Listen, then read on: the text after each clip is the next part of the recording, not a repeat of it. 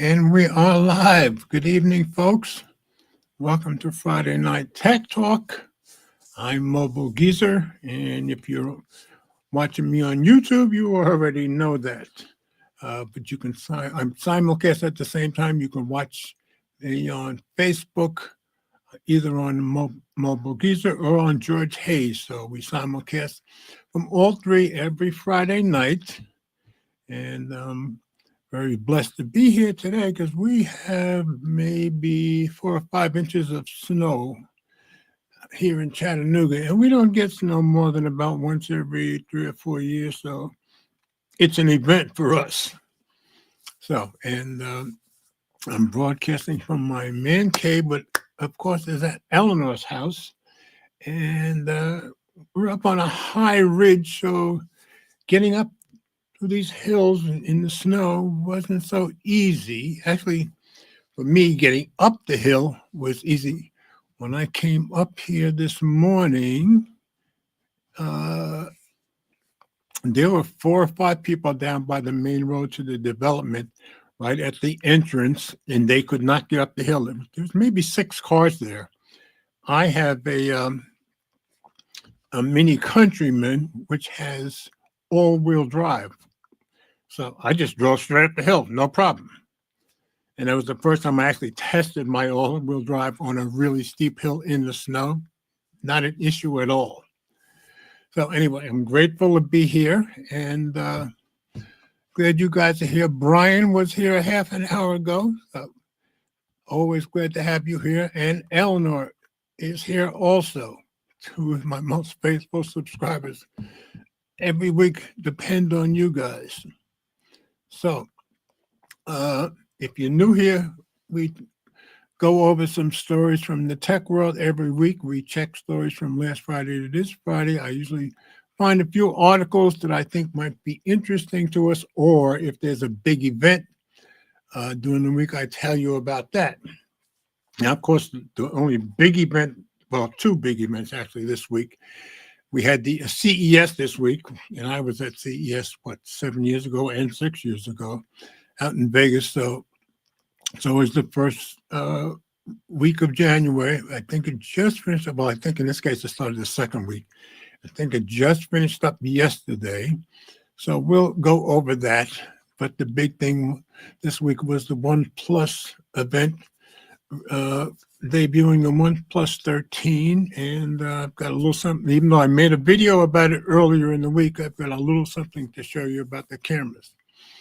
So if you're new here, please type something in the comments and say hello and let us know where you're from. But every week I go over the show notes. So I will show you that on my website. So let me share screen here. You guys can take a look. So if you want to follow along in the show notes, you go to mobilegreaser.wordpress.com. Click on today's date. You'll get just the stories for tonight. And as I do every week, while we're here, we'll give you a little preview of what we're going to talk about. So I usually start with not the most heavy-duty story, trying to give people a chance to get in here. So I found a story from Phone Arena. Google to face another class action lawsuit. That's becoming very common for them. So we'll take a look at that.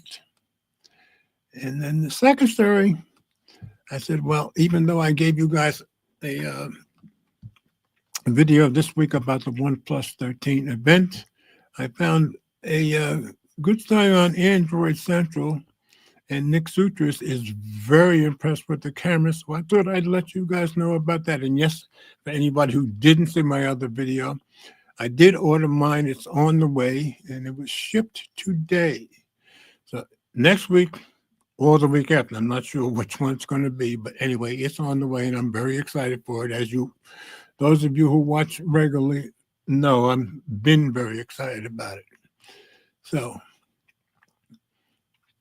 and then the third story, we'll just talk about a very short, brief look at some of the stuff that's at CES. And when I say look, we'll just go over what was presented at CES.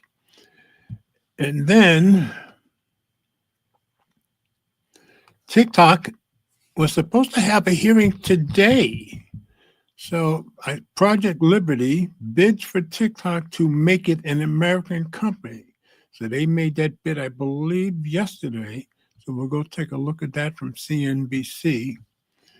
And I think today was their last chance to try to get them to change their mind about banning them. But of course, if they accept this bid from an American company, then they'll be okay. So we'll take a look at that story. And even though I told you about Samsung Unpacked a few weeks ago, we didn't have real verification. Well, now we do. So it's going to be January 22nd. So I just thought we'd go over that from Tom's guide. And lastly, get this, Intel's horrible product, that AMD is calling it that, is causing AMD's phenomenal gaming CPU causing AMD's phenomenal gaming CPU greater demand, and you'll see what that's all about. So that'll be our stories for tonight. Now, of course, if Ted comes in, which he did last week, or by some miracle, Michael will come in, I will certainly let you guys know. But as you already know, if it's just me, it'll be a very quick evening. So nobody new has come in as yet, so we will start with our first story. Google to face another class action lawsuit. So let's go look at Phone Arena.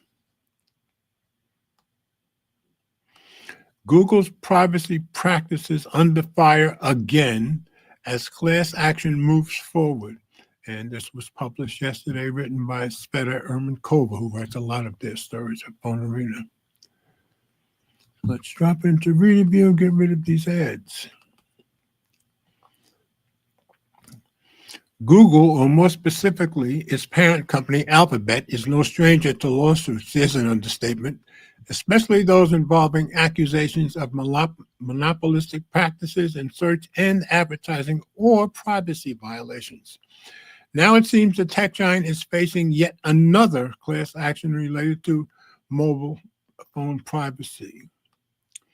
A recent report reveals that Google has lost its final attempt to avoid a major privacy class action. The judge ruled against them. The lawsuit alleges that the company continued to collect personal data from users' phones even after they turned off a setting to prevent tracking. So I'm on the people side of this. I think Google's dead wrong here.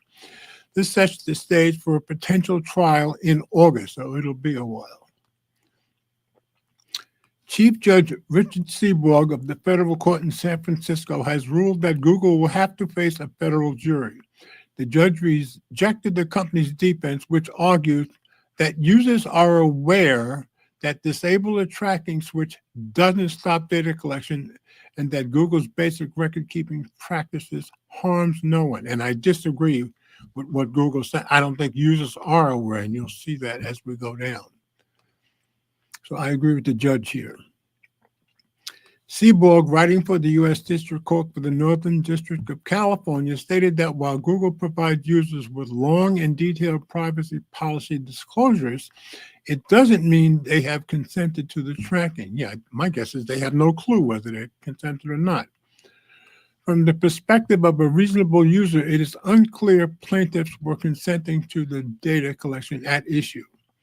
That's what the judge said.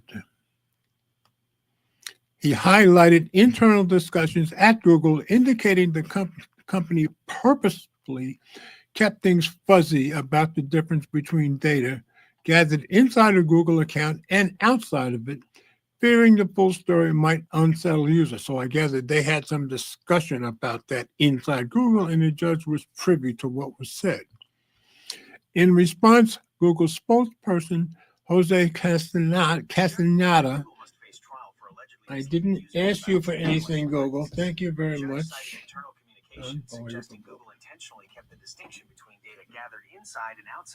Pardon me, folks. It likes to just stick its nose in just because I said its name, I guess. Okay. In response, Google spokesperson Jose Castaneda dismissed the claims in the lawsuit as patently false. I disagree. Privacy controls have long been built into our service, and the allegations here are a deliberate attempt to mischaracterize the way our products work. No, I think the mischaracterization, deliberate, is from you guys. We will continue to make our case in court against these patently false claims. Android and non-Android mobile users, now both, so iPhone, I guess, and Android, have accused Google of privacy violations and breaching a California law against unauthorized, fraudulent computer access. So obviously what they're saying is not very clear. The lawsuit filed in 2020, so it's been 5 years, well, I guess almost 5 years, alleges that despite Google's assurances that turning off the web app and activity feature would stop data collection. And there's the key. Google's assuring them that if they turn that off, that'll stop data collection. But up top, they said, well, they knew that wouldn't stop it. So talking out of both sides of their face. All right. I'm going to have to shut off this phone because it doesn't want to shut up. Let's just power it off. There we go. That's Samsung trying to speak for Google. Okay. The lawsuit filed in 2020 alleges that despite Google's assurances that turning off the web app and activity feature would stop data collection, the company continued intercepting and saving users' personal browsing histories without their consent. So they had no idea. How this all plays out will become clearer later this year, so stay tuned for updates. However, history shows that privacy violation cases are often taken seriously, getting more so every day, and Google may not be able to dodge this one.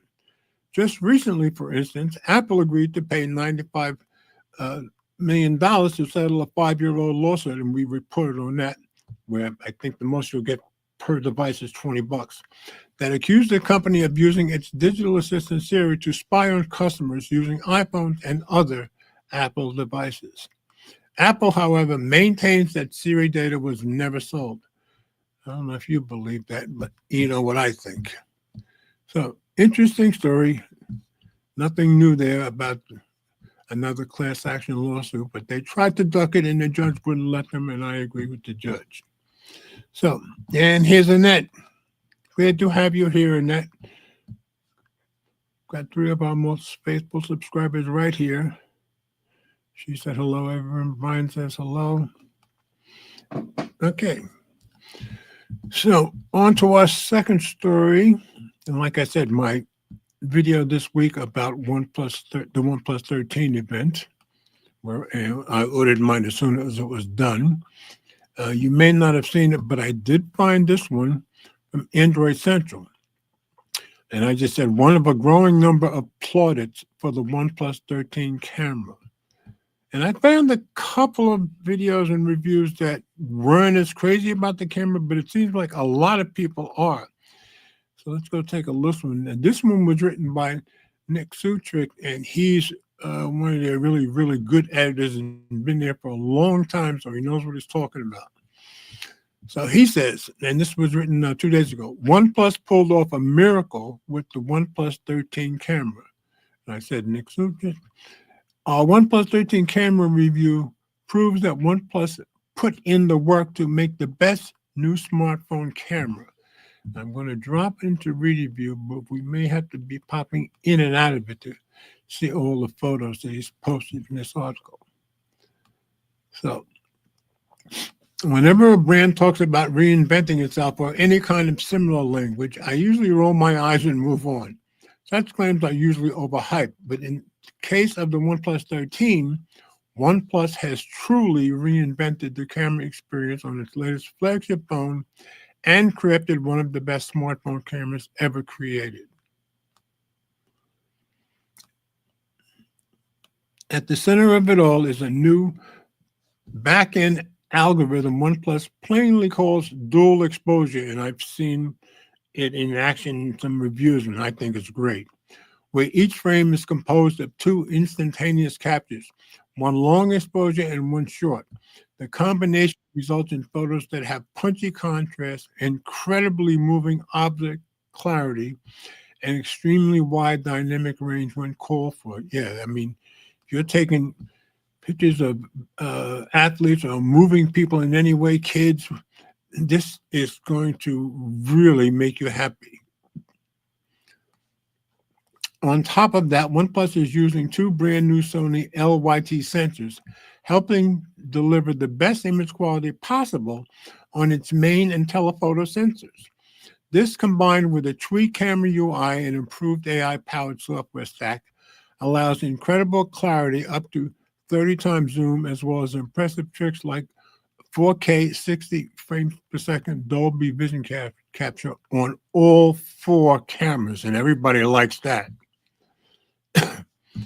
Let's see, Annette says, got to leave in a bit, taking supplies to fire victims. That's right, she's out in LA. So good for you. And our prayers are with all of those people and with you guys too. And here's Ted. Ted, I have two of you in here. Which one is it? Both of us. Both? Okay. So the one with your picture is not the one we want. One of us only speaks lies, and the other one only speaks truth. Well, I guess we'll stick with the one that speaks the truth. So, okay, now we're good. Okay. All right, I'm in the middle of Nick Sutrek from Android Central's OnePlus camera review. So, you probably have you seen this story yet? No, I was just following it with you, and thank you, Annette, for all that you do. Okay, all right. So, I'll just keep going, and you, as a photographer, as a professional photographer, will probably appreciate what he's saying much more than I do. So anyway, in fact, I could take over from here. On top of that, yes, that's okay. No, you want the very next paragraph. I already read that one. Okay. Overall, it's a huge win for the company that fought to prove itself as a contender in the mobile photography for years with its Hasselblad branding. Now OnePlus can stand tall alongside that H on the back of the OnePlus 13, knowing that it's got one of the finest cameras available today. Motion capture. For years, I've weighed motion capture more highly than any other metric when judging a smartphone's camera system. Any camera can take good enough photos in almost any lighting condition now, but only a select few can get a job done when a person or pet isn't willing to hold still. Yeah, just to interrupt, have you seen any of these yet? Any no examples of it? No, all I see is just a bunch of embargo videos just jumped on my feed. No, it's been very impressive. I've seen maybe 7 or 8 of them in hitting moving targets. Boy, I think it does a great job. So go ahead. OnePlus talked up a big game during the 13 announcement, saying it finally solved the motion capture problem. While standard image capture works well for moving objects, action mode or clear bursts are the best solutions for ensuring you capture the moment. In standard photo mode, the OnePlus 13 impressed with a complete lack of shutter lag. Very few phones do this well. The Google Pixel 9 is a great example of getting it right, while phones like the Galaxy S24 Ultra have a horrible shutter lag that feels like it takes forever to capture a photo after pressing the shutter button. Get the latest new... Okay, that's okay. Now he's going to refer a lot to this picture. Keep in mind, there's a moving bowling ball in this picture, so go ahead. What's more impressive, it's a moving bowling ball indoors. Yep. Yeah, indoors. Yep. And low light, keep in mind. Mm-hmm. Okay. So the photo is a perfect example of what can be captured by simply opening the camera app and tapping the shutter button. Not only is this a low light environment, but the bowling... you gotta scroll up. Bowling ball in the middle of the frame was moving down the lane at the time of capture. Because of OnePlus's excellent new dual exposure algorithm, though, the ball has been captured in crisp detail. It even did an excellent job of balancing this exposure throughout the scene, while some phones might underexpose the photo in order to capture the moving object best.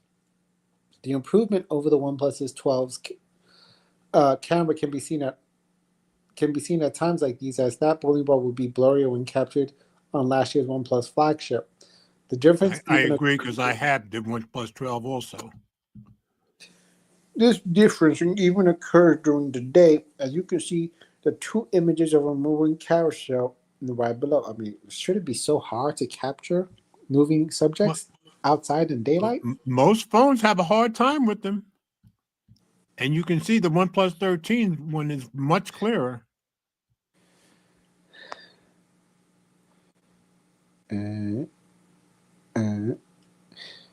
Using action mode bumps the camera's viewfinder up from 30 FPS to 60 FPS, making it easier to time the moment when you tap the shutter button. Better yet, rapidly tapping the shutter button or just holding it down will activate clear burst mode, which delivers multiple dual exposure captures per second. This works in bright or dimly lit equally as well.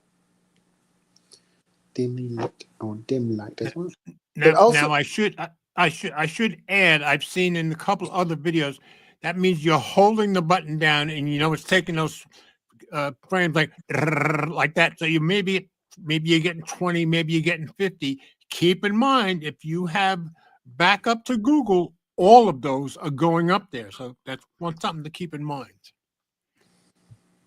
I blocked that immediately. Yeah, exactly. But it's something that if you don't think about it, you probably wouldn't even if somebody didn't tell you about it, you probably wouldn't think about it. It also works on all phones' rear cameras, so you can capture action mode shots at any zoom level or even using the ultra wide camera, as evidenced in the comparison below at 3 times zoom in the camera's viewfinder. OnePlus's action mode. Wait, let me drop this out of reader view, because some of the pictures you can't see. So let me get back down there. Is that what the phone looks? I need to hurry up. I need to watch some video. How should they say it costs, Where's that picture? Okay. I would think that picture should be, there it is. This is the one of his kid. Okay. It also works on That's We Are. It also works on all of the phone's rear cameras, so you can capture action mode shots at any zoom level or even using the ultra wide camera, as evidenced in the comparison below. Okay, you there? Yeah. OnePlus's action mode is particularly effective even when compared to Google's Pixel 9 Pro's very capable cameras. Now you can see this.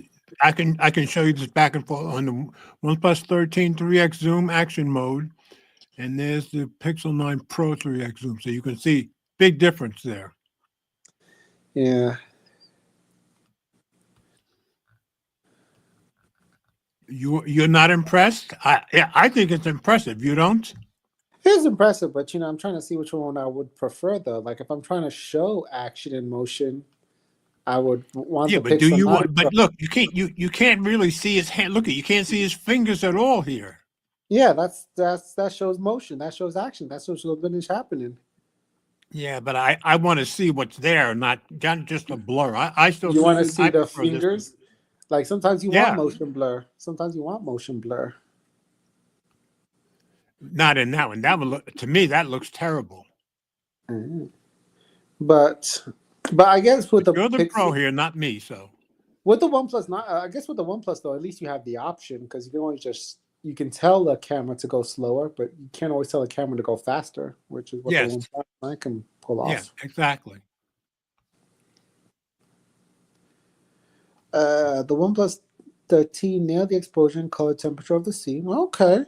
Plus captured every moment in crystal clear detail. Thanks to the action mode, it was easier to capture the moment mid-swing, while the Pixel 9 Pro automatically chose the least blurry photo to capture when I tap the shutter button. For reference, the Pixel photos are always taking photos even before you tap the shutter button, and they automatically pick the best frame based on the AI analysis on the back end. When using action mode and clear burst on the OnePlus 13, you can select a handful of images captured during the image taking process, giving you a far better manual control after taking a photo. The OnePlus 13's action mode also holds up well in lower light, as this second example of my son jumping up on top bunk of his bed shows. The OnePlus 13's photo is overexposed and the light source, on the light source, but the rest of the scene looks excellent. Meanwhile, the Pixel 9's photo is underexposed throughout the image, even if it near the highlights around the light ceiling. Yes. Mm, I just want to make yeah. sure people can see the difference here. Yeah, I think Google did it right on that one. They certainly did it better, that's for sure.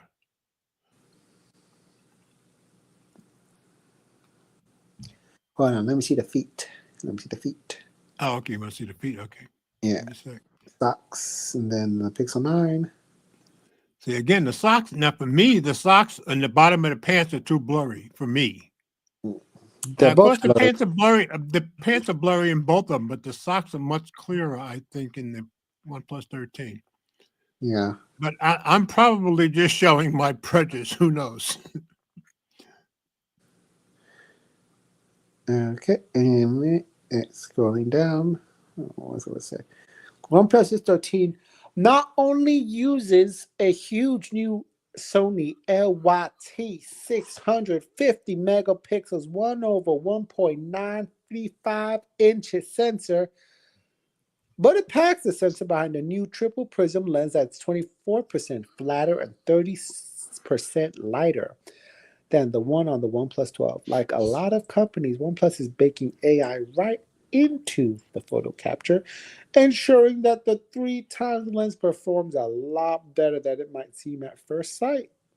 All right, let me ask you as a professional, because I'm not under. What does it mean? I understand 24% flatter, but when he says 30% lighter, he means just the actual light itself? No, 30% lighter in comparison to the OnePlus 12, like as in the weight, the grams. Okay. Yeah, I knew I wasn't understanding that properly. Okay. Yeah, so a lighter lens, like it matters, especially if their lens has IBIS or OIS, it performs better. Actually, it matters more for OIS than IBIS, to be honest. Okay. Yeah, now there, I think the Pixel 9 Pro did a terrible job by comparison, just my opinion.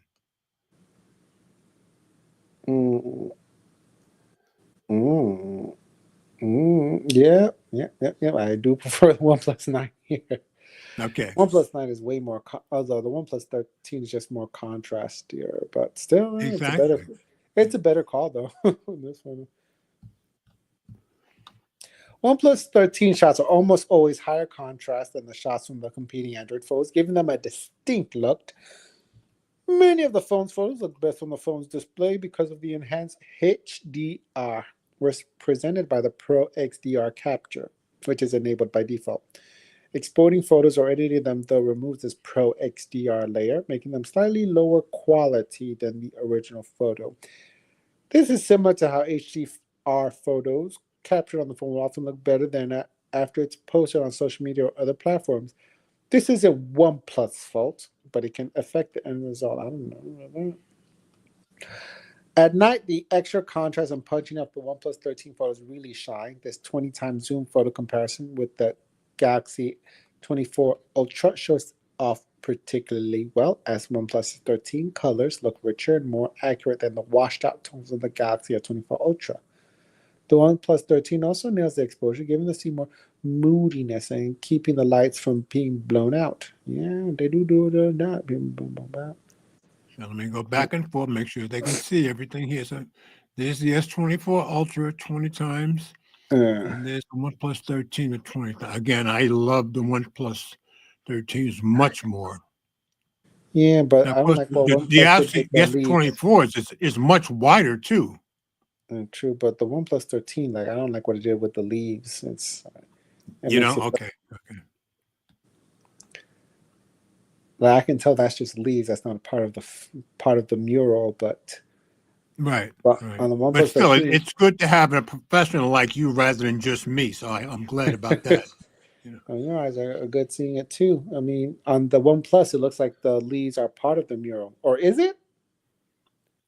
I don't think Oh, so, but yeah, that you're right. It's just how the photo came out, I think. is that okay? So it's not. I don't know. I can't. I can't. I'm now that I'm looking at it more. It's It's hard to very tell. hard to tell. Yeah. One area OnePlus needs to improve is with direct frame crops, which occur at the 2x and 6x. 2x button crops the main sensor by 50%, while the 6x button does the same with the telephoto sensor. Typically, companies call this an optical zoom equivalent because there's no real digital zooming happening, and instead the number of bin pixels is just cut in half. However, the OnePlus 13 appears to be doing some extra processing at these two zoom levels, which doesn't do it any favors. Compared to OnePlus 12's 2x photo of the same subject, the OnePlus 13 looks heavily digitally processed. This doesn't always happen, but I never saw this behavior on the OnePlus 12. So the company needs to tweak the algorithm a bit for these specific zoom levels. I So don't there's the think. OnePlus 13 versus the OnePlus 12 at 2x zoom. Now, which one do you Oh, think is better there, Ted? OnePlus 12 easily. Yeah. Okay, yeah, Uh, yeah. And I've seen Yeah. other people in other reviews that generally like the OnePlus 12 camera better. Nick just likes this one better. So Yeah, but that 2x zoom, the OnePlus gives you more reach, more yeah, zoom. I mean the 12, yeah, and he is admitting that the 12 did better here, I think. Yeah, the 12, I mean, yeah, 12 gives more reach than the 13. Right. One of the chief complaints about modest photography is that too many phones make night photos look like daytime photos. Pixel and Galaxy phones are particularly bad about this, and thankfully, OnePlus doesn't seem to suffer from this issue the vast majority of the time. I've taken hundreds of low light photos of these phones, and I've been supremely impressed with OnePlus 13's ability to make a nighttime photo will actually look like it's nighttime. The photo of a giant tree in the park taken from ultra wide length, ultra wide, illustrates this point perfectly. Took out the Yes, OnePlus I 13. think that's a beautiful shot, and it's a beautiful night shot, as you can see. And Yep. he's right. The others often make the night shots look too much like daylight. Mm.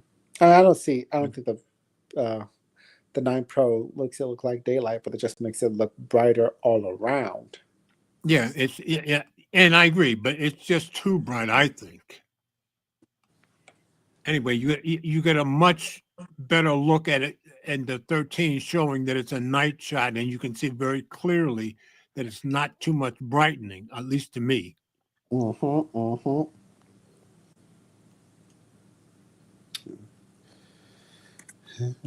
Mm-hmm. OnePlus 13 here is the epitome of perfection. Okay, that's a bit strong. He's impressed. Everything is right from the exposure to the contrast, the color temperature, even the fine details on the sign at the base of the tree. The Pixel 9 Pro tried to pull out as much shadow detail as possible, which is admirable, but it ended up making the photo look far brighter than it was in real life.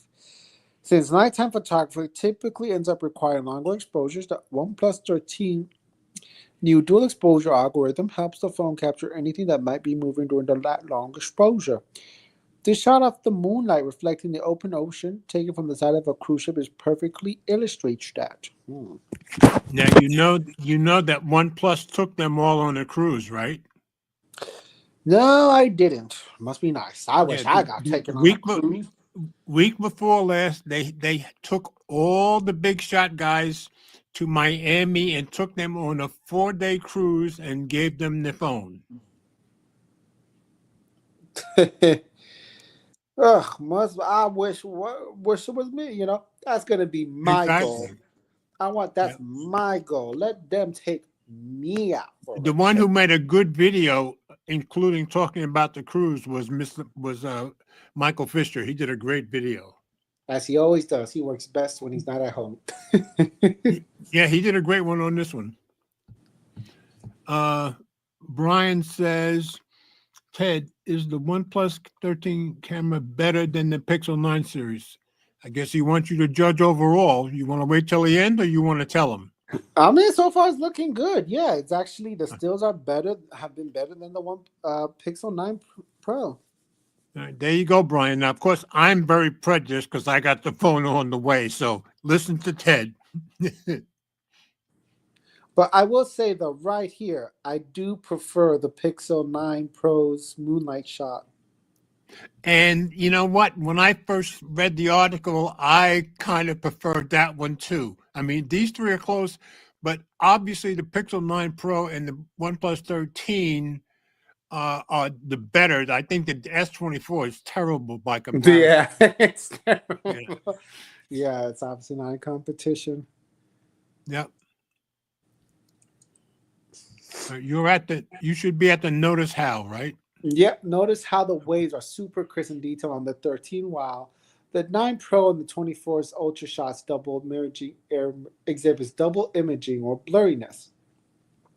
This kind of motion clarity is consistent with the shot of the bowling ball rolling down the lane in dimly lit bar at the beginning of the article.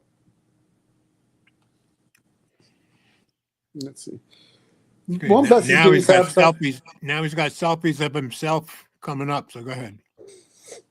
OnePlus is giving Samsung an honor run for its money with the OnePlus 13's enhanced Hasselblad portrait mode, which does an even better job of subtly separating the subject from the background. In the first shot, I used the widest portrait zoom I could from each phone to capture myself in a dashing surfer Santa statue. Clearly, Santa needs work on his beach bar, but there are two standouts in this comparison. Pixel 9 Pro did a great job of blurring the background in the top half of the picture, but the bottom half's blurred background is a bit messy. The cutout between the surfboard and Santa's leg is non-existent, while lower down the leg, the edge of the cutout is very messy. Now, I'm interested in your opinion here. Is he right about that? I can't see the leg. Yeah, I Yes, couldn't see the legs that well either. That's why I thought you might see what I don't see. I see. Yeah, blurring the background on the top half. Yep, I did too. But the bottom half blurred background is a bit messy. That's the part that's confusing me. What's he mean by that? I On the contrary, I think he means the Pixel 9 Pro. Now, again, the S24, but yeah, I think he means the Pixel 9 Pro. I guess. he says the bottom half blurred background. That I think he's talking about the back, like where the tree is or that green is, which I think Pixel 9 Pro did a great job that compared to the rest of them, especially. He doesn't like the fact he thinks the Pixel 9 Pro over blurs most of the time. Over blurs, like that's how it works. Like the further away it is, the more blurry it becomes. I guess he thinks they do it too much. I That's guess just his opinion, obviously. But that's probably portrait mode. The cutout between the surfboard and Santa's leg is inconsistent. Okay. He's saying it's not as detailed in the bottom where the feet are Okay. compared to the OnePlus 13. Yeah, and I guess he's right. I guess. The OnePlus 13's lighting is considerably better than the other two phones with better colors and highlights all around. It also subtly blurred the background all around Santa and the surfboard and did an excellent job with the cutout all around.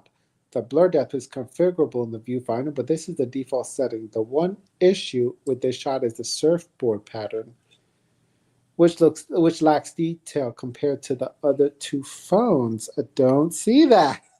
It looks I don't like either. The detail looks the same on all three to me. If anything, the OnePlus 13's detail looks better. I agree. So hey, we all have different eyes. I guess that's all it says. You know.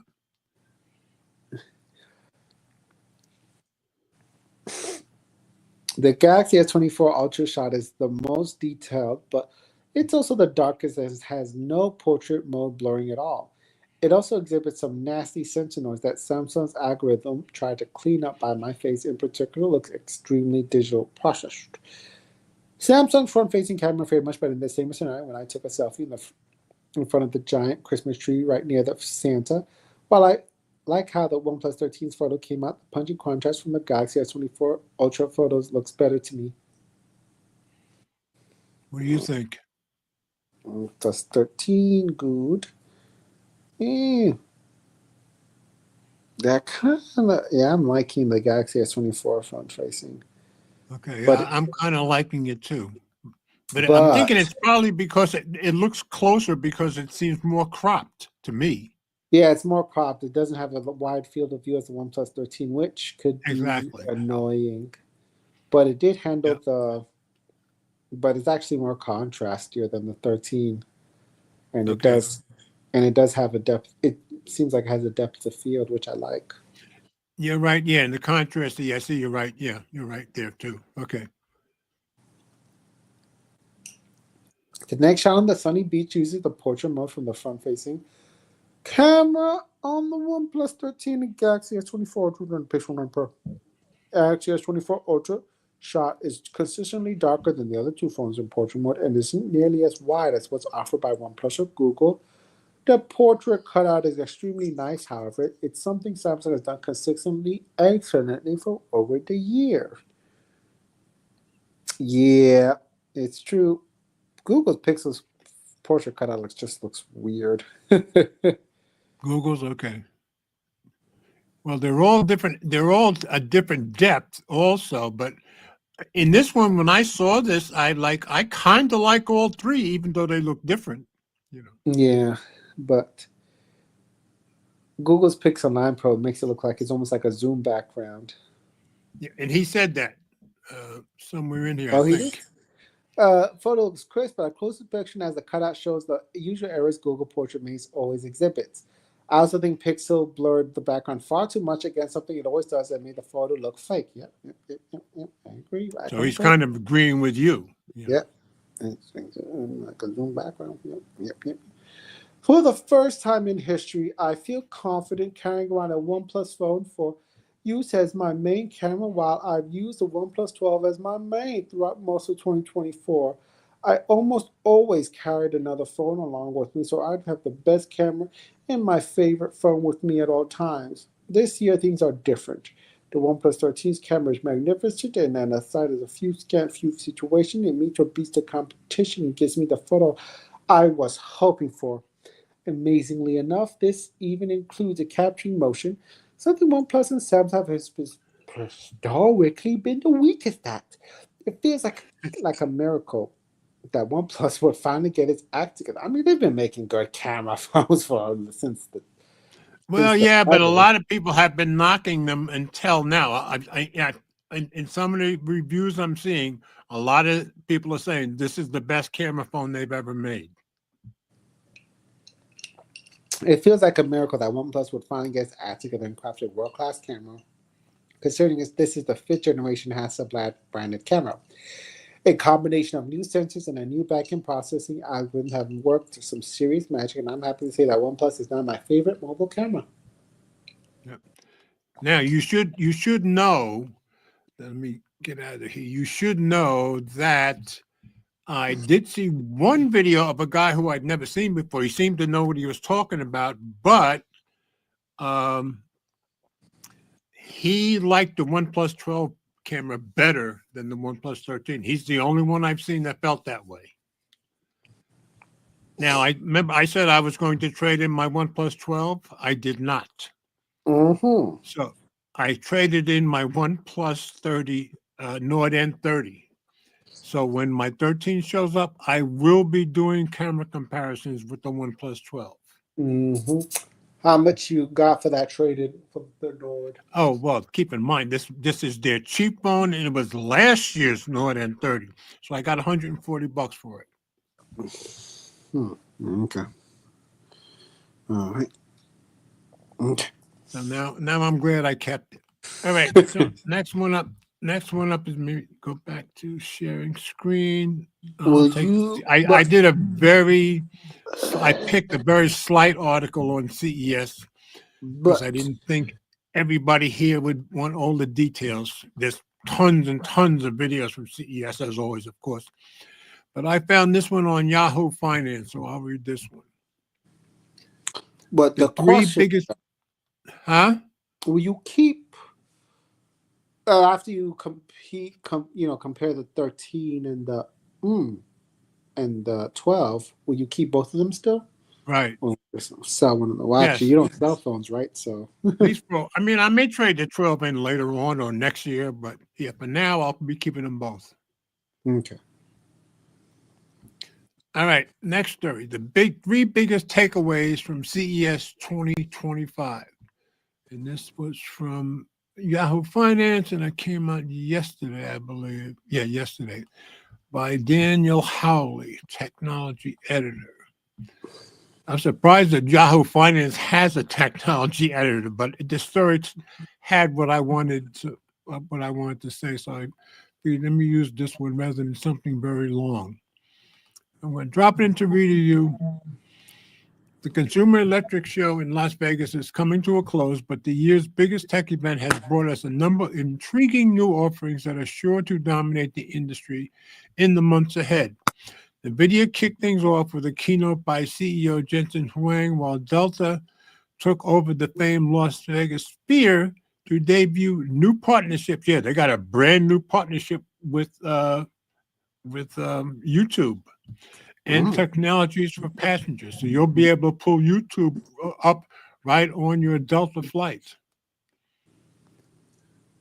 Google announced new generative AI features for TV apps, and companies across the spectrum showed off AI-powered smart glasses here, didn't they? From powerful gaming chips to self-driving cars and everything in between, these are the biggest takeaways from CES 2025. Try as you might, you couldn't escape artificial intelligence at this year's CES. Well, you kind of knew that going in. And chances are you won't be able to for the rest of 2025 either, that's for sure. Seemingly, every company was promoting their own AI capabilities, with NVIDIA talking up its latest AI software and robotics firms demonstrating their latest humanoid bots. LG said its AI features for smart appliances offered affectionate intelligence. So you got Apple intelligence, you got affectionate intelligence, got all kinds of intelligence. I thought that was cute, though. While Samsung revealed its AI for All campaign. Agentic AI, everybody's talking about agents this year. That's going to be the big thing. AI based around agents that can control multiple foundation models to help cut down on mundane tasks was also on full display, with companies large and small boasting about the technology. Yeah, I've been hearing about agents for 3 or 4 weeks already. Companies also rolled out a slew of AI-powered smart glasses, intelligent lawnmowers, robots that can grab candy off the shelf, I didn't see that, and friendly humanoid bots that'll offer up a hearty handshake. I hope not too hearty, I hope. It's going to be some time before robots make their way into our daily lives, but the tech industry is banking on them becoming mainstream, especially Elon. AMD, Intel, NVIDIA, and Qualcomm each announced new consumer and enterprise chips at CES 2025. NVIDIA kicked things off with CEO Jensen Huang's keynote, during which he unveiled the company's latest super chip, the GB10, a stripped-down version of NVIDIA's server-grade GB200. The company also showed off its latest gaming chips, the RTX 50 series graphics cards for both desktop and laptop PCs. And meanwhile, AMD, debuted its Ryzen AI Max chips for high-powered gaming laptops. Yeah, and we got another story coming up about that. Then there were the AMD AI 300 and AI 300 Pro series chips, which are designed to run AI PC applications for both consumer and enterprise customers. The chip company also revealed its latest Ryzen gaming CPUs for desktops, and there's my last article has that, laptops and handheld gaming PCs. Intel, meanwhile, showcased its Core Ultra 200V line for enterprise computer systems and gaming-focused chips, and they didn't do too well there, as you'll see later, for consumer PCs. Qualcomm, for its part, introduced its Snapdragon X chip for mid-range Windows laptops, setting it up for even greater competition with both Intel and AMD. Oh, Brian, thank you as always so much, sir. Okay, so I just wanted to get something short to kind of give you guys a quick idea of what went on. But when it comes to the AMD and Intel chips, the last story, Intel is getting their butt kicked. But we'll see about that. Okay. Ted, you want to take the TikTok story? Happily. Okay. All right. I found this on CNBC. Project Liberty bids for TikTok to make it an American company. And today was the court hearing on all of this stuff. Supposedly the final court hearing. Yes. All right, when you're ready. I just want it to happen. It needs to happen. It's for the good of the colony. I don't know. I agree with them that an awful lot of people are going to, an awful lot of American people are going to be losing money on their businesses if this happens. Well, they should have already switched over to Instagram or where else. That's on them. They knew this was happening for years. Yeah, well, I'm on their side. So is Elnor. I know that. All right, when you're ready. All right.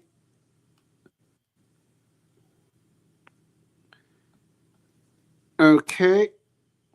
Billionaire Frank McCourt's Project Liberty bids for TikTok. What does that mean? Ahead of Supreme Court's arguments. What he's for TikTok? He's trying to buy it. Yeah, because if they sell it to an American company, they can stay in business here. Nonsense. Just ban it. Needs to be banned. No, the deal was the law says if they sell it to an American company, they can stay in business in America. He needs to put his bid after January 19th. And I think the final hearing was today. Just 10 days before the U.S. ban on TikTok goes into effect, businessman Frank McCourt's internet advocacy group, Project Liberty, announced Thursday it has submitted a proposal to buy the social media site from Chinese technology company ByteDance. But China has to sign off on this, so why am I even worried? Yeah. So far, China has refused to. They may be forced to. I don't know. Project Liberty in this process is known as the People's Bid for TikTok. What people? Not this people. I'm the people who would restructure the app to exist on an American-owned platform and prioritize users' digital safety, the project said in a statement. We put forward a proposal to ByteDance to realize Project Liberty's vision for a reimagined TikTok, one built on an American-made tech stack that puts people first. McCourt's Project Liberty's founder said in a statement, by keeping the platform alive without relying on the current TikTok algorithm and avoiding a ban, millions of Americans can continue to enjoy the platform. That's a problem. A Project Liberty spokesperson said the group was not disclosing the financial terms of the offer, but confirmed that ByteDance has received the proposal. Supreme Court will hear oral arguments on the ban, which has signed into law by Joe Biden last April on Friday. ByteDance. That was today. Friday meaning today. That's April on Friday. Yeah. What? No. Last Friday, last April on Friday. They were signed into law in April, but the oral arguments on the ban the last time was today. Oh, today, yeah. Yeah. ByteDance has repeatedly refused to sell a TikTok and appeal the legislation on First Amendment. How dare they? Who the heck are they? That's what today's was all about, that appeal.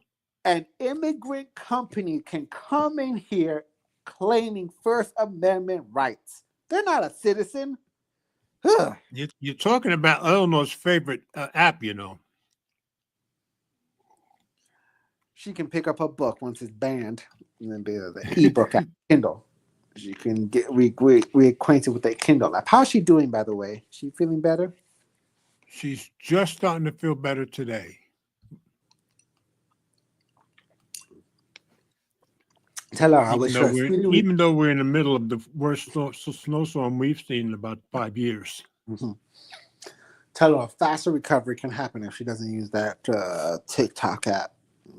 I will tell her in case she's not listening. We're pulling for you, Eleanor. The case has worked its way through the judicial system, most recently the U.S. Court of Appeals for the District Court of Columbia Circuit ruled in favor of the law on December 6th, writing that the government's national security justification for the ban was sufficiently compelling. And also the common sense justifications. The nation's, it's not a matter of, for me, it's not a matter of security, as you probably guess. It's a matter of national You really health. dislike them, don't you? It's a matter of national health. Oh, I'm talking worse than COVID. In a December 9th court filing, TikTok said that the ban would cost U.S. small businesses and social media creators $1.3 billion in revenue and earnings in just 1 month, and that more than 7 million users do business in TikTok. That's unfortunate. The ban, known as the Protecting Americans from Foreign Adversary Controlled Applications Act and From Themselves Act, it should be put in parentheses, prohibits Yeah, the say that 5 times fast. Protecting Americans from Foreign Adversary Controlled Applications Act. Protecting Americans from Foreign Adversary Controlled Applications Act. Protecting Americans from Foreign Adversary Controlled Applications Act. Protecting Americans from Foreign Adversary Controlled Applications Act prohibits the distribution and maintenance of the app while it is under the Chinese ownership. Now, you only said it 4 times. But you got it done. I'll give it to you. The people's bid for TikTok aims to migrate TikTok to an open source platform that allows users more control of their data. As part of the Project Liberty's mission to build a more user-empowered internet. So there won't be the algorithm. Still, the damage is done. The initiative partners with investment backing firm Guggenheim Securities and law firm Kirkland & Ellis. Its backers include digital safety advocates investor Kevin O'Leary. I've never heard safety and Kevin O'Leary in the same sentence before. And World Wide Web inventor Tim Berners-Lee. That was a correction. An earlier version of this article described Project Liberty as a non-profit. It is not. Yeah, I would think the name kind of implied you would think it would be a nonprofit, but I gather it's not. So, okay, so I haven't even found out what today's hearing ended up as, but I'm guessing that they're still going out of business on the 19th, but I'm not sure. And then we can have peace. All right. I threw in the Galaxy Unpacked because the last time I mentioned it, it was still kind of a rumor. So I'll take that one. Samsung S25 launch day Galaxy Unpacked, January 22nd. I pulled it from Tom's Guide. So now it's set in stone. Samsung Galaxy S25 launch set for January 22nd at Unpacked. Reservation deals live now. Yeah, I did my reservation already, even though I'm probably not getting one. The stage is set for Galaxy Unpacked. Intro review. In just a little more than 2 weeks, we'll be able to get our first official look at the new Galaxy S25 phones, as well as the latest AI features Samsung is adding to its flagships. But if you don't want to wait until then, you can reserve a spot to pre-order any of the Galaxy S25 models. Yeah, I've already done that. And they're still open to that, so you can just go to their website if you want to reserve some. It doesn't cost you a dime. Samsung announced its Galaxy Unpacked 2025 event will take place on Wednesday, January 22nd, so a week and a half from now, with a live event happening in San Jose, California. Samsung plans to live stream Unpacked starting at 1 p.m. Eastern, 10 a.m. Pacific, 6 p.m. Greenwich Mean Time. The live stream will be available both on the Samsung website as well as the Tech Giants YouTube channel, which is where I watch all their presentations. The invitation doesn't explicitly mention the Galaxy S25, but it does refer to the new Galaxy S series. Pardon me. Additionally, the imagery on the invitation does give us a pretty good idea of what Samsung plans to focus on at the event. There's a larger version of the icon Samsung uses to denote AI capabilities, gee, what a surprise, on its mobile devices. Galaxy AI figures to be a major focus of Samsung's phones this year after the company rolled out its initial AI capabilities in the 2024 Galaxy S24 launch. Among the rumored additions to the Galaxy S25 is a smarter version of the Bixby personal assistant that makes it more aware of comp. But boy, they are definitely not willing to give up on BISBE. Okay. Here's what we know about the January 22nd Unpacked event, along with offer. I think they should say along with an offer Samsung is making to encourage people to reserve their pre-order on anything announced and Unpacked. Yeah, they really want us all to reserve. S25 reserve offer starting right now. Samsung is letting people register to pre-order any Galaxy devices announced at its January 22nd Unpacked event. If you sign up either at the Samsung website, which is what I did, or through the Shop Samsung app, you can get a $50 credit toward the Samsung device once pre-orders start. You'll also be entered into a drawing for a $5,000 Samsung gift card. So pre-orders have not started as yet. This is just reserving. Additionally, Samsung is promising a $300 instant credit when you reserve and pre-order a device announced on January 22nd. And trading in your current device can fetch up to $900 in credit, depending on the device and its condition. What we're expecting at Galaxy Unpacked 2025. Clearly, Galaxy Unpacked 2025 will focus on new Galaxy S25 phones and AI features when the event gets underway January 22nd. We're expecting to see 3 models, the standard S25 along with S25 Plus and Galaxy S25 Ultra. The Ultra should be the premium model in Samsung's lineup, potentially seeing the most substantial camera changes. I saw another video that I didn't get a chance to watch that they're kind of surprised that there really might be changes. I think that was from Jaime Rivera. Rumors point to a higher resolution ultra-wide camera on the Ultra, along with an improved telephoto lens with a variable aperture for smoother zooms. Other Galaxy S25 rumors indicate that all 3 phones will feature the Snapdragon 8 Elite chipset. The new silicon from Qualcomm promises improvements to both performance and power management, and it should be equipped to handle any AI additions Samsung has planned. Samsung has already indicated that One UI 7, its updated software interface based on Android 15, will debut with the Galaxy S25. The software became available as a beta back in December, which I didn't take part in. Phones should certainly be the focus later this month. But if past Unpacked events are any indication, the Galaxy S25 won't be the only hardware to make an appearance. Here are some other possibilities. Galaxy S25 Slim. Well, that is a phone, I think. Samsung is reportedly working on a slimmer version of the Galaxy S25 with an eye toward making the phone as thin as Galaxy Z Fold when it's open. They're all obsessed with this, at least them and Apple are obsessed with this thinness. That would be around 5.6 millimeter based on the Galaxy Z Fold 6 released last summer. We're not expecting the Galaxy S25 SIM to ship alongside the rest of the Galaxy S25 lineup, as rumors had that device coming out later in the first half of 2025. Instead, Samsung might use Unpacked as an opportunity to preview the new thinner model, Galaxy Ring 2. Speaking of preview, last January's Unpacked event included a sneak peek at the Galaxy Ring ahead of the Smart Ring's launch midway through 2024. Yes, it did. It's too soon for Samsung to release a follow-up, but given the company's focus on health tracking and the possibility of AI-powered wellness features, a Galaxy Ring 2 preview might be in the cards as well. Rumors are suggesting the Galaxy Ring 2 will be thinner and last longer on a charge. That's good.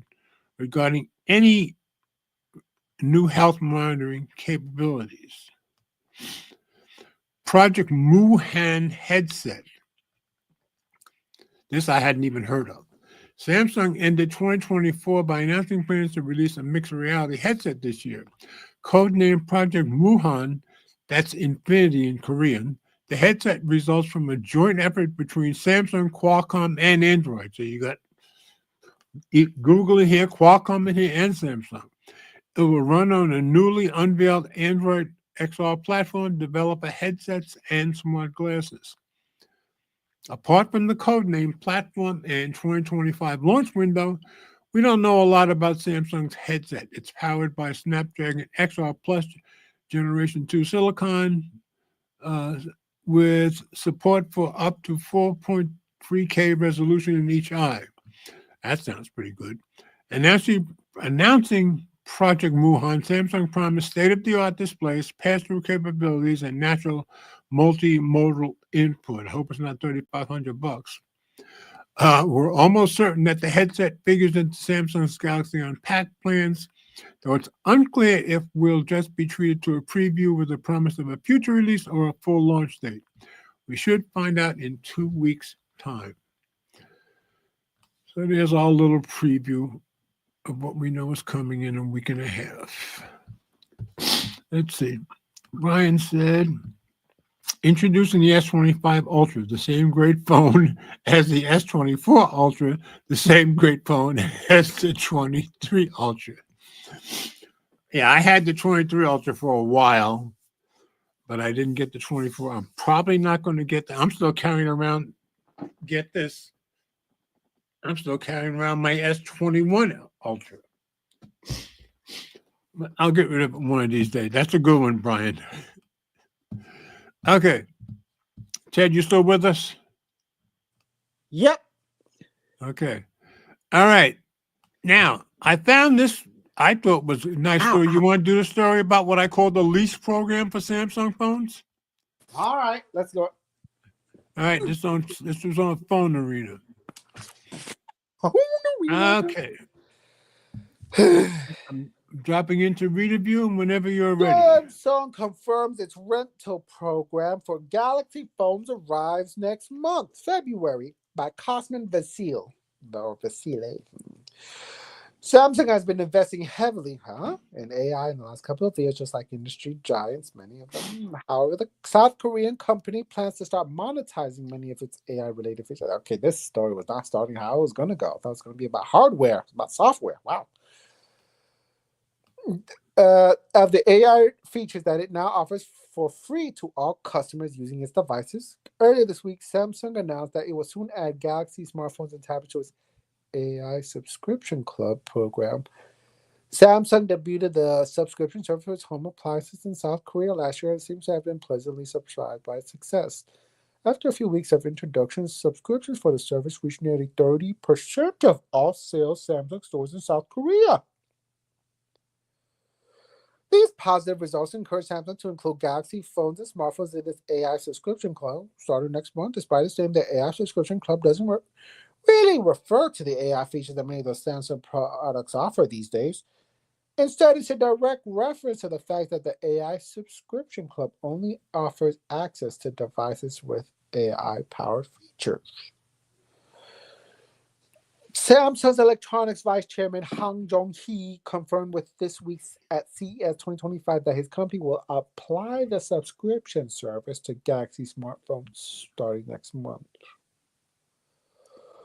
The official also announced that Samsung's all-powered companion robot for homes, Bali, will also be offered on the AI Subscription Club plan in South Korea. Bali will be released in the United States too, but it will not be available via the subscription service, at least not at launch. No information about the Galaxy phones that will be available to rent through the AI Subscription Club program has been revealed yet, but it appears that the subscription service will be first available in South Korea starting February 2025. Depending on prices, Samsung fans will potentially be able to upgrade their phones each year by simply renting the latest Galaxy phone for their favorite company launches. The AI Subscription Club program might become a steady stream of revenue for Samsung if well implemented. And remains to be seen whether the subscription service will be available and how it will work. So, as you can see by that one paragraph, the subscription term is kind of misleading. Because basically, with the phones, at least, it's kind of like a yearly lease. That's what it seems like they're doing here. So I guess some people will like that. So I just want to thought that buy a Samsung phone for a year. Yeah, I guess. Yeah. And keep in mind, Samsung did say a year and a half ago that they would start charging for the AI stuff. So Nobody should be surprised. And they did say in 2025 or at the end of 2025. So you kind of knew this was coming. But the rental on the phones, that's a new thing that I've never heard of before. All right, down to the last story. And I said before that the AMD Ryzen chip thing with Intel, we'd hear about it more. This is where we're going to hear about it. So I caught this on Tom's Hardware. Intel's horrible product, that's what AMD is calling it, is causing AMD's phenomenal gaming CPU greater demand. So we're going to Tom's Hardware and you'll see what I'm talking about here. AMD said Intel's horrible product is causing Ryzen 7 9800X 3D shortages by Paul Alcon. This is from yesterday. Team Blue in the rear view. And yeah, they're making it. What's really happening here, I'll just give you a quick overview. They have this chip that's like supposedly the best gaming chip in the world. Intel is trying to compete with them. They're doing a really lousy job of it. So everybody wants more of the Ryzen chip because it's way better than Intel's. So AMD can't keep up because it takes like 3 months to make these chips. So that's the crux of the story. So let me drop it into reader view.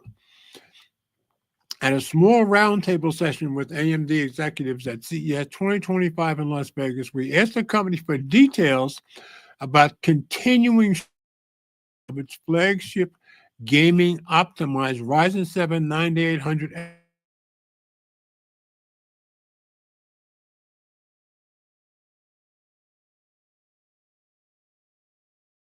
unprecedented demand. In other words, nobody wants Intel, so they want more from AMD.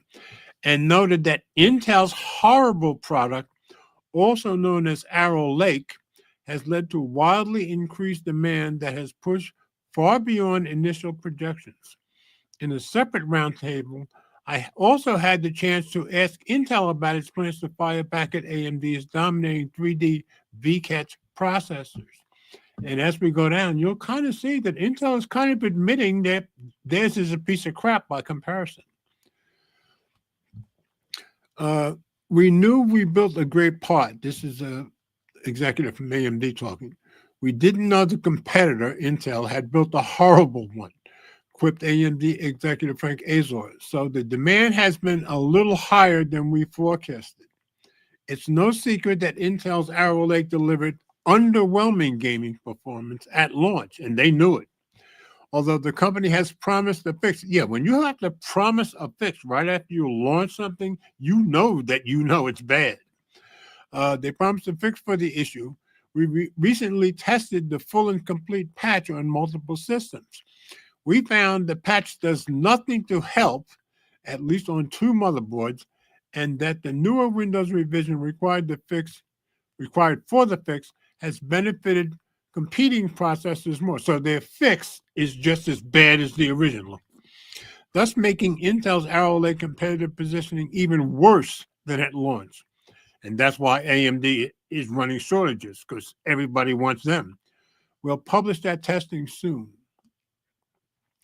All of this means that Intel is far less competitive than AMD anticipated. So AMD thought Intel was going to give them a fight. Well, obviously Intel can't.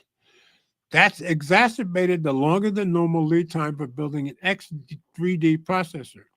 Due to the long lead times associated with building modern high-end processors, forecasting demand is key. Now that demand has far outstripped the original production targets, the company is cranking higher production into gear. But that takes time to filter down to the retail market. Yeah, it's like 3 months.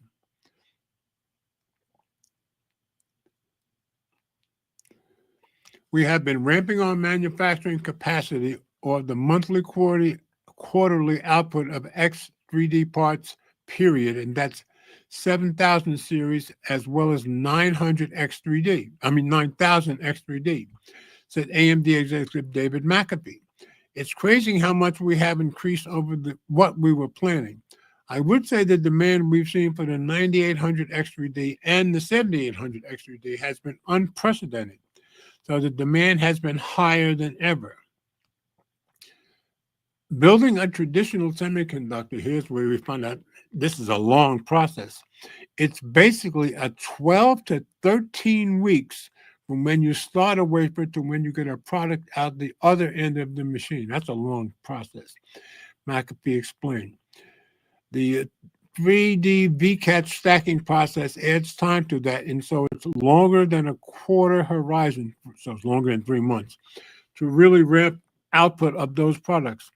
And so we're working very, very hard to catch up with demand. Yeah, I gather building chips is and the wafers is a very difficult, very expensive process. I think as we go through the first half of this year, you'll see us continue to increase the output of the X3D. There's no secret X3D has become a far more important part of our CPU portfolio than I think any of us would have predicted a year ago. And I think that trend will continue in the future, and we are ramping capacity to ensure we catch up with that demand for as long as customers want those X3D parts. McAfee said there isn't any particular component or part of the production for creating the bottleneck. No, they're just hard to produce.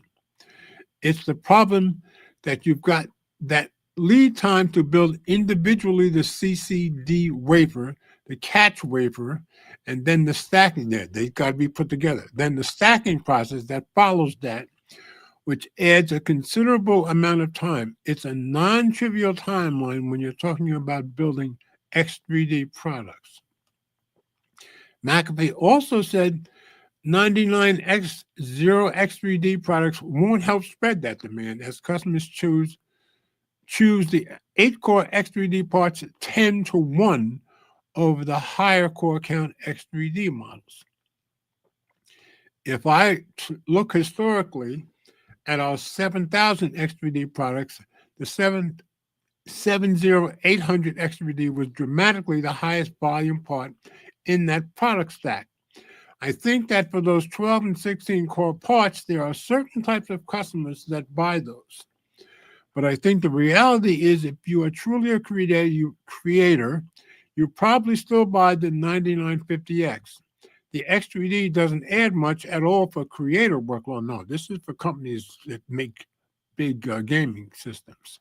It's like a percentage of incremental performance by having X3D there, McAfee said.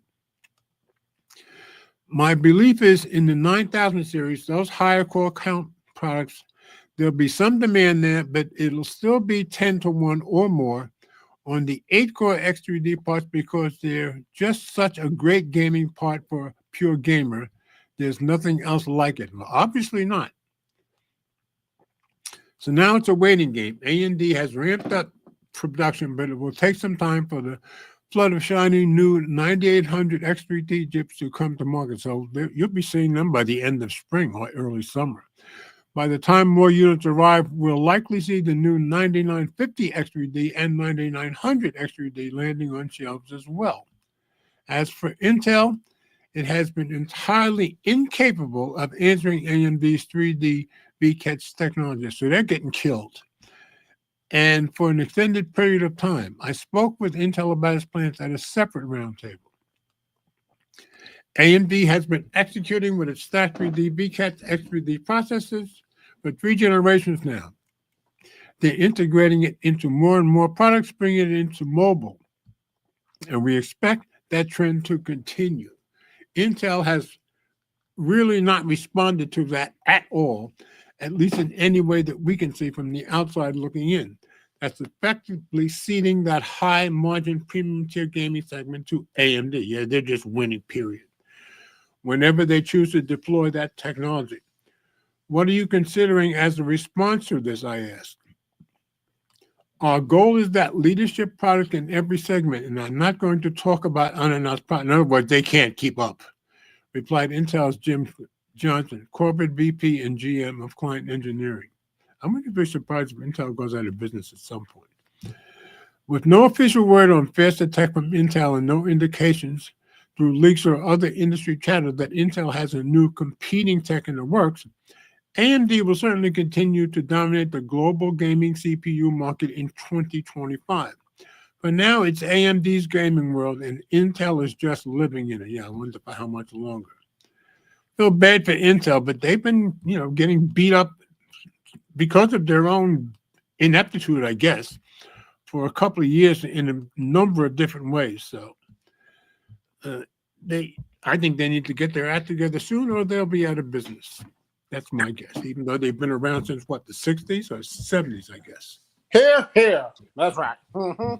That's right. I feel bad for them, but hey, they were the kings. You remember, it used to be Intel Inside. That was everything. Well, nobody cares anymore about Intel Inside. Please. Well, that's what we used to say about, what was it, Hewlett Packard? Now look at them. But before Intel, it was Hewlett Packard. True. That's true. Anyway, so we'll see if they get themselves straightened up. But if they do, I don't think it'll be before next year.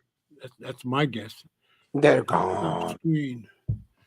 So, folks, we did not get to see Ted's beautiful face this week, but not my fault.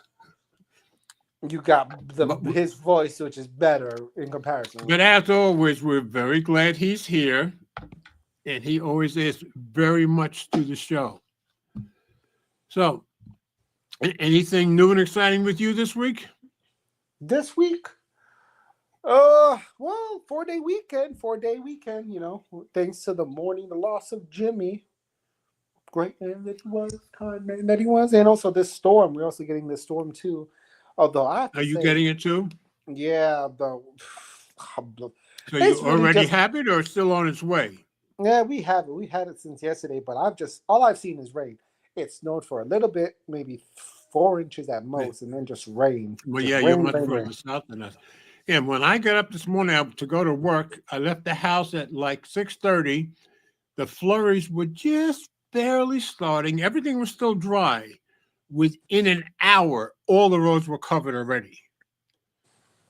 So by an hour and a half after we got to work, Enterprise said, we're not renting out any more cars today. We're not moving anymore because people in Chattanooga do not know how to drive in the snow. Trust me, and it freaks them out, and they admit that very clearly. Now, I used to drive trucks in the snow in Jersey for years, so I kind of know how to do it. But yeah, when it's like this, and you have the kind of hills we have around here, it's not a whole lot of fun. But I'm glad my Mini has a all-wheel drive. That made it really easy for me to get up these hills. What other people were just stuck down the bottom of the development today. So, well, bad for them. But I've been there a few years ago. So, Brian says, looking forward to your OnePlus 13 coverage. Thanks, Brian. I'm all excited, as you well know. So, Android Stud got his today. I guess he must have gone to Best Buy and got his. So I saw he has a video out on it just before I started. So if you want to see what Android Stud has, and my Project 13, Anthony has his on the way. So I think his was shipped yesterday. Mine was shipped today. So as you can see, a lot of us are excited about the OnePlus 13. So anything else from you, Ted? No, nothing much. All right, folks. So hopefully we'll be back next Friday. And just keep in mind how very blessed we are to have Ted these, 3 weeks in a row we've had you? Yeah. Yes, 3 weeks in a row. So let's hope this keeps up the way it's going, folks. Nobody's doing it. So I hope everybody has a very blessed weekend. I hope all of you guys stay safe. And anybody in California, and especially Annie, you stay safe out there. And God bless you for going out and helping people. Mm-hmm. Oh, and Juan Bagnell had to, in his family, they had to move out of their house because it was getting very close to them. So keep them in prayer. So we will see you guys next week. Thanks for coming in, guys, as always. And as I always say, we all do better when we love each other. See you next week, folks.